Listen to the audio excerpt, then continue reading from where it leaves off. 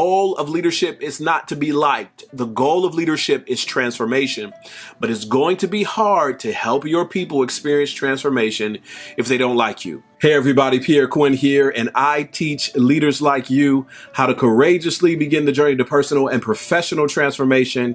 And in this video, I want to talk to you about how you can be more likable as a leader. So let's go.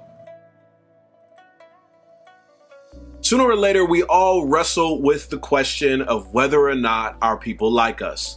It's not just a question for middle school students or high school students. It's not just a question for freshmen in college. It's a question you wrestle with on the first day of your leadership role and quite often many days after. Now, I know some of you are thinking, I don't care if people like me or not. I'm just here to do my job. And you know, and I know that's a lie. Somewhere in the back of each and every one of our minds, in a big way or in a small way, we're concerned if people like us or not. And that's normal because we're human beings. We're meant to live in community, and a part of living in community is finding other people that like you. So you can deny it all you want, but how much you're liked is important to you in some way or another. So it's very important for you as a leader to figure out what it takes for people to like you. Now, here's the thing about leadership. Leadership is not primarily about getting people to like you. Leadership is primarily about transformation, moving your organization, moving your people from one place to another. But it's going to be very difficult to foster transformation of any kind if people don't like you. Yes, we change jobs because there's a better opportunity, because there's a better salary, because it's a dream job, or it's located in a place that we really want to live. But quite often we end up changing jobs because we don't like the people. You've heard it said before, people don't quit jobs, they quit people. And if your boss becomes difficult to work with, if your supervisor is not understanding, if the chief executive does not give you the time of day or even want to listen to your suggestions, it's easy for you to begin looking for other places to work. Taking all this into consideration, as a leader, you need to be cognizant of the temperature of your team toward you, because there are some distinct benefits of being in a place where your people like you. Harvard Business Review puts it this way: teams who like their leader will be happier at work, go above and beyond what is required of them, experience greater well-being, and perform at a higher level. Now, again, the goal of leadership is not to be liked. The goal of leadership is transformation, but it's going to be hard to help your people experience transformation if they don't like you. So I want to give you some insights, and these insights come from a book I recently read called The Like Switch by Dr. Jack Schafer. Now, Dr. Jack Schafer is a former FBI agent who specialized in training FBI agents on how to get close to high quality targets and to get those targets to give them information. So I'm going to be taking the insights given from this particular perspective and applying them to leadership in general. And if you practice these tips, they'll go a long way in helping people flip the like switch in your direction. One of the first insights Jack Schafer shares in his book is to be mindful of the urban scowl. So I grew up in an urban environment, and in an urban environment, you got to make sure that people don't think you're the type of person that they can take advantage of. And a big way that you do that is with your facial expressions. You arrange your face so that people know not to mess with you, not to come in your direction, and not to bother you. It's commonly called the urban scowl. It's that facial expression that you can come over here if you want to, but it's not going to be a party once you get here. That's great for survival in an urban context, but in the professional environments in which we live, it might not work so well, unless that's the type of energy you want to give off. As a leader, you need to be mindful and learn how to fix your face, removing that urban scowl, removing that grimacing look, and showing a much more friendlier disposition. Another tip to being more likable is stop staring at people. Now, for me, this goes along with the urban context. Growing up in an inner city environment, we stared at people for various reasons. You stared at a person you wanted to fight. You stared at a newcomer or stranger into the neighborhood. You stared at your neighbors to see what they were doing. Summer times were about playing basketball and sitting on the porch and staring at everything that moved up and down the street. You did this for survival. You needed to take mental notes, and part of those notes meant staring down anything that moved in your view. Now, even in an urban context, you're mindful of who you stare at because you don't want to incite a fight or a problem or bring somebody in your direction that you're not willing to deal with. It's the same thing for a professional environment.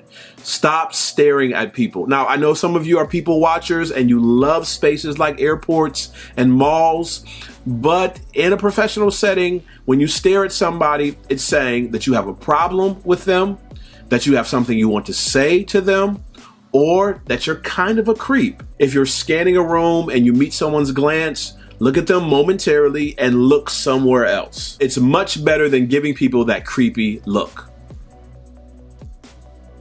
The next piece of advice for increasing your likability, for getting people to flip that like switch in your direction, is to be mindful of what people don't say. And this is all about nonverbal communication. In fact, 90 to 95% of the messages that we convey have nothing to do with words. It's all about tones and body language.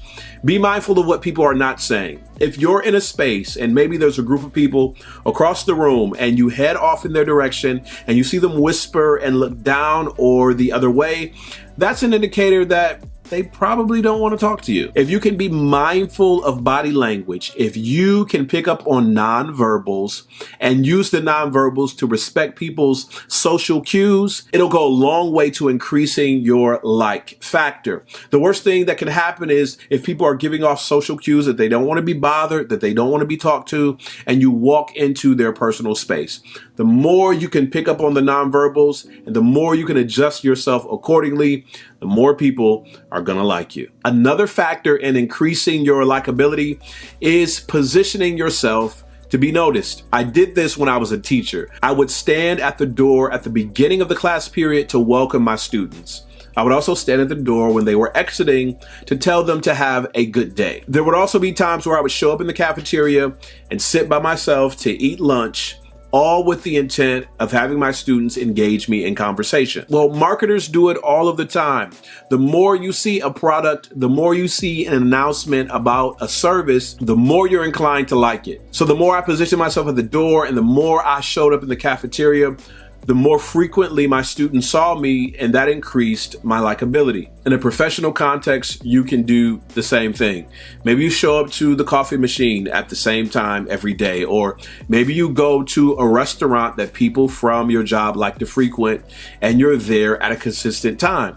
The more consistent you are with showing up, the more frequently people see you, the greater the chance they're gonna like you. Another piece of advice is using a curiosity hook. My middle school teacher used to do this. He would bring objects into the classroom that he was using for instruction, but wouldn't tell us what he was gonna use them for. So when a student would put their hand up and ask, "Hey, what's that?" he would always say, "That's a question maker." The student would respond, "No, seriously, what's that?" And the teacher would say, "No, seriously, it's a question maker." He was providing a curiosity hook, something that gets people to ask questions. Now, some great ways to provide a curiosity hook. One of the ways is to always carry around a book. When you're always carrying around a book, sooner or later, people are going to ask you about what you're reading. Another idea is to carry around a journal. If you consistently carry around a journal, people are going to ask you what you're writing about. It could be something as simple as maybe the lanyard that you use to hold your ID card. Don't just pick any old lanyard. Get one with your favorite sports team or a place you visited or something that's an indicator of some of your hobbies. All of these provide curiosity hooks that make people ask questions about you. I saw a really cool one the other day when I was in the store. A guy had on a button, and the button said, "I lost 21 pounds, ask me how." Amazing curiosity hook. Marketers use it all the time to put you in a place to ask a question. Another way to increase your likability is to have expertise to offer. I know if I have a question about finances, I have a friend I could go to. I know if I have a question about cooking, I have a friend I could go to. I know if I have a question about real estate, I have a friend I could go to. I know if I have a question about tech, I have a friend that I could go to. And whenever people ask me questions about these topics and I don't have an answer, I always reference my friends and point people in their direction, which increases their likability. Their likability is increased because I know their area of proficiency. I know their interests. I know what they're good at. A great way to increase likability is to let people know about some of your areas of proficiency outside of your work context. Now, this is different from the curiosity hook. The curiosity hook is all about the artifacts that you can use to encourage people to ask questions about you. Having something to offer is when you share information about your interests or skills so that you can become a reference point in other people's minds. The last tip I want to share to increase your likability factor, to help other people flip the like switch when it comes to you, is to talk about their favorite subject. No matter who it is, talk about their favorite subject. And you know what every person's favorite subject is? Themselves. Yep. People want to talk about themselves. So in the conversation, ask about the other person. Ask about their job. Ask about their interests. Ask about their goals. Ask about their projects. The more you ask and the more they're willing to offer up information about themselves, the more they'll see you as a good person to talk to, and the more they're willing to flip the like switch when it comes to you. Now, I know at some point in your leadership journey, you wrestle with whether or not your people like you. And you know that the work environment is changed significantly when people like their leader. So I offered you several tips on how to increase your likability factor and how, as Jack Schaefer puts it, to get people to flip the like switch.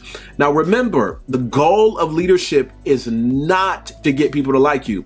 The goal of leadership is transformation, but it's going to be super hard to help your people experience transformation if they don't like you.